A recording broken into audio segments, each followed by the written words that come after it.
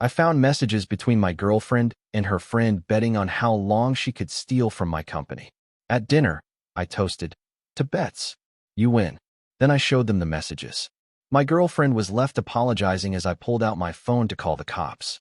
I, 32M, thought I knew the woman I'd been dating for 8 months. She had this infectious laugh that could light up any room, and when she smiled at me during our first coffee date, I felt like I'd won some cosmic lottery. Her friend had been part of our relationship from the beginning, always there for group dinners, movie nights, and weekend trips. I considered her practically family at that point. My company had been hemorrhaging money for 3 months. Small amounts at first, a few hundred here, 1,000 there. The kind of discrepancies that could be explained away as accounting errors or system glitches. But the pattern was becoming impossible to ignore, and as the CFO, the responsibility fell squarely on my shoulders to figure out where our money was disappearing. I'd implemented new security protocols, changed access codes, and even hired an external audit firm. Nothing seemed to stem the bleeding. The board was breathing down my neck, questioning my competence, and I was losing sleep trying to solve this puzzle. The irony wasn't lost on me that while my professional life was crumbling, my personal life seemed perfect. My girlfriend had been incredibly supportive throughout the ordeal, bringing me dinner during late nights at the office and listening patiently as I vented about the investigation. She worked in our accounts receivable department, had gotten the job about 6 months ago through a mutual friend's recommendation. I'd been hesitant about dating someone from my own company initially, but HR had cleared it since we weren't in a direct reporting relationship. She was diligent, stayed late when needed, and had quickly become popular with the other staff members. The discovery happened on a Tuesday evening that I'll never forget. We were at my apartment, and she'd left her phone on my coffee table while taking a shower. The screen lit up with a message notification, and normally I would never dream of looking. But the preview text that flashed on the screen made my blood run cold. The message was from her friend, and the visible portion read something about another 2K this week and easy money. My hands were shaking as I picked up the device. I knew I was crossing a line, but something deep in my gut told me this was connected to my company's financial troubles. I unlocked her phone. She'd never hidden her passcode from me, another detail that had made me trust her completely. What I found in her message thread with her friend was like being punched in the stomach repeatedly. Months of conversations detailing exactly how she was siphoning money from my company. They'd turned it into some sick game, complete with betting pools on how long she could continue before getting caught. Her friend had written about how brilliant the scheme was, targeting accounts receivable because it was easier to manipulate customer payments and create false credits. My girlfriend had responded with laughing emojis, bragging about how she'd increased her weekly take and how clueless everyone at the company was. The worst part was seeing her friend's message asking if she felt bad about screwing over her boyfriend's company, and my girlfriend's response that I was too trusting and stupid to ever figure it out. I screenshot every single conversation, my hands trembling with rage and disbelief. The total amount they were discussing was close to $40,000, money that had nearly cost me my reputation and could have destroyed careers of innocent colleagues who'd been under suspicion. She'd been stealing from the company while lying in my bed, kissing me goodnight, and pretending to care about my stress over the missing funds. The betrayal was so complete, so calculated, that I sat on my couch for 20 minutes just staring at the evidence. This wasn't a momentary lapse in judgment or a desperate act born from financial troubles. This was methodical, planned theft accompanied by mockery of my intelligence and trust. They'd been laughing at me for months while I tortured myself trying to solve a mystery she'd created. When she emerged from the shower, I was sitting exactly where she'd left me, her phone back on the coffee table. She kissed the top of my head and asked about my day, the same way she had hundreds of times before. Watching her perform this caring girlfriend routine while knowing what I'd just discovered was surreal. I managed to respond normally, though every word felt like swallowing glass. That night, I barely slept. My mind raced through every interaction we'd had over the past months, recontextualizing every supportive comment and loving gesture. When she'd suggested I was working too hard and should delegate more, she'd been protecting her scheme. When she'd brought me dinner during late investigation nights, she'd been monitoring my progress. Every kiss had been a lie. Every "I love you," a manipulation to keep me unsuspecting. By morning, I'd formulated a plan. Simply confronting her privately felt insufficient given the magnitude of her betrayal. She and her friend had turned my trust and my company's financial stability into entertainment. They deserved a response that matched the calculated nature of their deception. I started by quietly documenting everything properly. I made copies of the screenshots, backed them up to secure cloud storage, and began tracing the financial discrepancies that aligned with their message timestamps. The pattern was clear once I knew what to look for. She'd been incredibly systematic in her theft, always staying just below amounts that would trigger automatic audits. Then I planned the dinner. I told my girlfriend I wanted to celebrate because I thought we were finally making progress on the financial investigation at work. I suggested inviting her friend along since she'd been so supportive during this stressful time. Both women eagerly agreed, probably thinking they were safe since I still appeared clueless about the real source of our problems. I chose an upscale restaurant where we'd celebrated my promotion 6 months earlier. The same place where I'd first started thinking she might be the one. The irony of the location wasn't accidental. I wanted this confrontation to happen somewhere that had significance to our relationship, somewhere that would make the betrayal feel as stark as possible. During the days leading up to dinner, watching her continue the charade became almost unbearable. She asked concerned questions about the investigation, offered suggestions for new security measures, and even mentioned how terrible it must be for whoever was stealing to live with that guilt. Her acting was flawless, which made me realize just how thoroughly she'd been deceiving me from the beginning. The night arrived, and we sat at a corner table with soft lighting and expensive wine. Her friend was animated as usual, telling stories and making jokes. My girlfriend looked beautiful in the dress I'd bought her for her birthday, smiling at me with what I'd once thought was genuine affection. The normalcy of it all felt like torture. I waited until we'd finished our main course and ordered dessert.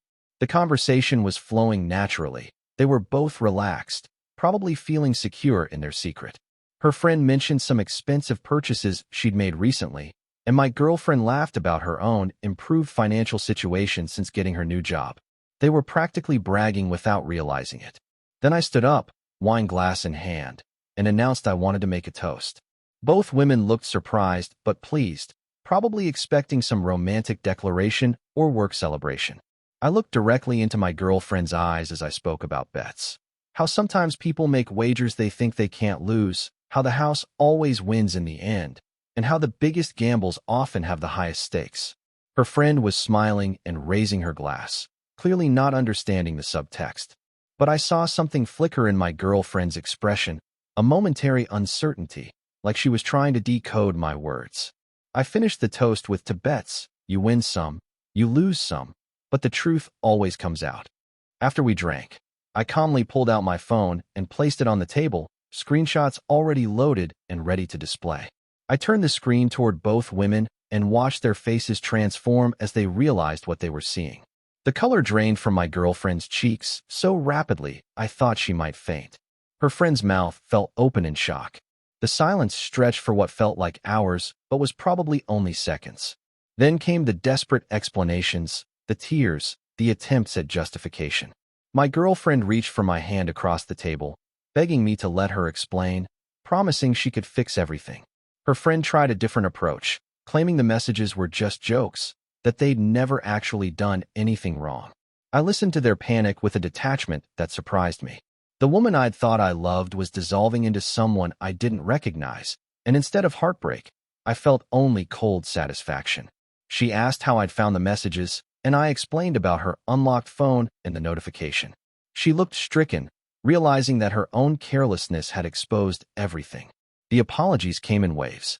She swore she loved me, that the stealing had nothing to do with our relationship, that she'd been planning to stop. Her friend tried to take full responsibility, claiming she'd pressured my girlfriend into the scheme. But I'd seen enough of their messages to know this was collaborative from the beginning. Other diners were starting to notice our table, the crying, the hushed but intense conversation, the obvious drama unfolding. I didn't care about the audience.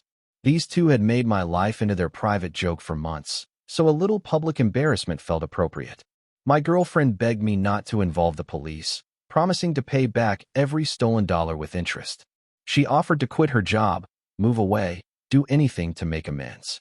But $40,000 wasn't pocket change, And the systematic nature of her theft showed this wasn't someone who'd made a mistake. This was someone who'd revealed their true character when they thought nobody was watching. I pulled out my phone again, this time opening the call function. I dialed the non-emergency police line while both women watched in horror. My girlfriend grabbed my wrist, pleading with me to hang up, but I gently removed her hand and waited for someone to answer. When the dispatcher picked up, I explained that I needed to report an embezzlement case and had evidence of systematic theft from my company. I gave them the restaurant's address and said I'd wait with the suspects until officers arrived. The word suspects made my girlfriend flinch like I'd slapped her. Update 1. The police arrived within 20 minutes. I'd expected uniformed officers, but 2 detectives in plain clothes approached our table instead. They were professional and discreet, which I appreciated given the restaurant setting. I showed them the screenshots and explained the situation while both women sat in stunned silence. The detectives asked basic questions and examined the evidence on my phone. They seemed satisfied with the preliminary information and asked if we could continue the conversation at the station. My girlfriend found her voice then, asking if she was under arrest. One detective explained they weren't arresting anyone yet, but they needed detailed statements from everyone involved. The ride to the police station was surreal. We took separate cars. I went with one detective while my girlfriend and her friend rode with the other. I kept thinking about all the times we'd driven together, all the conversations we'd had, and how none of it had been real. She'd been performing for 8 months, and I'd been too infatuated to see through the act. At the station, they separated us for individual interviews. I spent 2 hours walking through everything. The timeline of the missing money, how I discovered the messages, what I knew about my girlfriend's access to company accounts. The detective taking my statement was thorough but sympathetic, acknowledging how difficult it must be to discover such a betrayal. They asked about our personal relationship and whether I'd ever suspected anything. I admitted that I'd been completely blindsided, which seemed to support the premeditated nature of her actions. If she'd been acting nervous or guilty, I might have noticed, but her performance had been flawless. After my interview, I waited in a small room while they processed everything. Through the door, I could hear muffled conversations and what sounded like crying from down the hall. Part of me felt guilty for the tears, but then I remembered her messages calling me too stupid to figure it out, and the guilt evaporated. A detective returned with updates. My girlfriend had confessed to everything once confronted with the evidence. She detailed her methods, provided exact amounts, and implicated her friend as an accomplice who'd helped plan the scheme. Her friend had initially tried to deny involvement, but eventually admitted to receiving a portion of the stolen money. They explained the charges both women would likely face: embezzlement, conspiracy, and possibly fraud, depending on exactly how they'd manipulated the accounts. The amounts involved made this a felony case with potential prison time. Hearing it laid out in legal terms made the situation feel more real and more serious than it had even during dinner. Update 2. I drove home alone that night, emotionally drained but somehow relieved. My apartment felt different without her presence, cleaner, more honest. I'd been living with a stranger for months, someone who'd been systematically robbing my company while sleeping in my bed. The violation was so complete that I wasn't even sure how to process it. The next morning brought a flood of practical considerations. I had to inform my company's board about the situation, explain how the thefts had occurred, and detail the evidence that would likely recover the stolen funds. This conversation was almost as difficult as the confrontation itself, because I had to admit that the thief was someone I'd brought into their lives. My CEO was surprisingly understanding about the personal aspects, focusing instead on the fact that we'd identified and stopped the hemorrhaging. The external audit firm we'd hired confirmed my findings, and within days, we'd traced most of the stolen money to accounts my girlfriend and her friend controlled. The legal process moved faster than I'd expected. Both women were formally charged within a week, and their lawyers immediately began discussing plea deals. My girlfriend's attorney contacted me through the company's legal team, proposing full restitution in exchange for reduced charges. I told our lawyers to proceed with whatever served the company's interests best. I was done making decisions based on personal feelings for someone who'd never actually existed. My girlfriend tried calling me repeatedly from jail, but I never answered. She left voicemails that I deleted without listening to. Her friend's family contacted me once, asking if I'd consider showing mercy, But $40,000 wasn't something I could just forgive and forget. These weren't desperate people stealing food. They turned theft into entertainment while mocking my intelligence. The hardest part was explaining everything to mutual friends and colleagues. Some were shocked. Others admitted they'd sensed something was off about her, but couldn't identify what. A few people suggested I was being too harsh, that love should include forgiveness, but those conversations usually ended quickly once I explained the details. Work relationships were complicated for a while. Some colleagues seemed to view me as either incredibly unlucky or incredibly naive. Others treated me like a victim, which was almost worse than the suspicion. I preferred focusing on the fact that we'd solved our financial crisis and strengthened our security protocols. Update 3. 6 weeks after that dinner, both women accepted plea deals. My girlfriend received 18 months in prison plus restitution and probation. Her friend got 12 months and probation. The money was recovered through asset seizure and garnished wages, which satisfied the company's board and insurance providers. I attended their sentencing hearing, not out of vindictiveness, but because I wanted closure. Seeing them in orange jumpsuits, looking tired and defeated, should have generated some sympathy. Instead, I felt nothing but relief that this chapter was ending. My girlfriend's eyes found mine across the courtroom, and she mouthed, "I'm sorry," but the words meant nothing after months of calculated deception. Her mother approached me outside the courthouse, asking if I'd visit her daughter in prison, saying she still loved me despite everything. I politely declined and explained that the person I'd thought I loved had never actually existed. The woman sitting in that courtroom was a stranger who'd stolen from my company while lying to my face for 8 months. Life slowly returned to normal over the following months. I moved to a new apartment, partly for practical reasons, but mostly because everywhere in the old place reminded me of her false presence. I started dating again eventually, though trust didn't come easily. The experience had taught me that people could maintain elaborate deceptions for extended periods while appearing completely genuine. My company implemented new financial oversight procedures based on lessons learned from the theft. Ironically, we emerged stronger and more secure than before, though the cost of that education was steep. I got recognition for solving the case, which felt hollow given that the solution had fallen into my lap through pure chance. The most lasting impact was philosophical rather than practical. I'd always prided myself on being a good judge of character, on trusting my instincts about people. Discovering that someone could fool me so completely for so long was humbling in ways I'm still processing. It changed how I evaluate relationships and made me more cautious about vulnerability. Sometimes I wonder what would have happened if I'd never seen that message notification, if they continued their scheme indefinitely. Would she have eventually confessed out of guilt? Would they have gotten greedy and made mistakes that exposed them? Or would I still be living with a stranger, solving a mystery she'd created, trusting someone who viewed my trust as weakness to exploit? The answer doesn't matter now. What matters is that their bet ultimately failed. They gambled on my blindness and lost when confronted with evidence. Justice was served, the money was recovered, and I learned valuable lessons about the masks people wear. Sometimes the house doesn't always win, but in this case, the truth was worth more than any jackpot they could have stolen.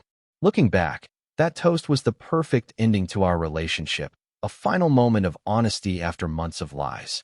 They'd made their bet, played their game, and lost everything when the truth came to light. In the end, the only thing I regretted was not discovering their deception sooner.